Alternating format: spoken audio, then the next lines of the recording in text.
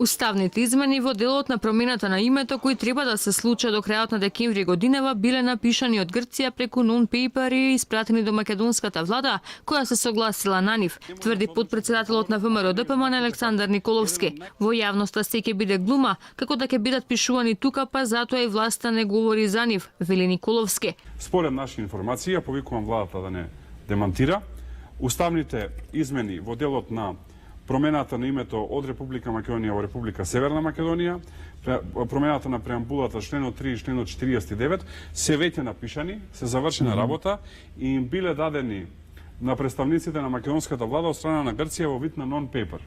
Односно, дури и амандманите на Уставот не ги пишува Македонското собрание како што е редот, во постапка која што треба почне после референдумот, туку веќе ги има напишано грчката влада, точно, ги има напишано грчката влада. Откако си пружа рака во преспа и ставија подпис кој значи прекрстување на Македонија, никој од владините функционери не одговара на прашањата што ќе носат уставните промени, ниту пак кој дел ќе се менува. Единствено е познато дека ќе се менуваат делови согласно договореното. Премиерот Заев дури потврдува дека она што ќе се смени во уставот до крајот на годината немало да биде пријатно искуство за граѓаните. Не може да се иницира правно формално ваква постапка заради тоа што тоа би значило прејудицирање на волјата на граѓаните.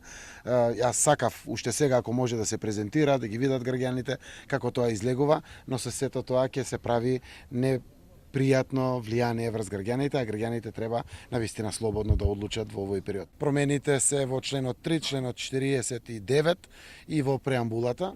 Во преамбулата имаме само зајакнување на одлуките на АСНОМ, дека тоа се одлуки за слобода, за демократија, за еднакво. Заев сепак открива дека измени ќе трпат членовите 3 и 49, но и преамбулата на уставот, токму оние во кои грците гледаат идентизам, што ја потврдува информацијата на Николовски дека соседите го стокмиле договорот по нивен терк, а македонската влада само прифатила. Опозицијата неколку пати побаре увид во тоа што ќе се минува во највисокиот правен акт уставот. Сепак за уставните промени ќе почекаме по референдумот, барем така најавија владините функционери.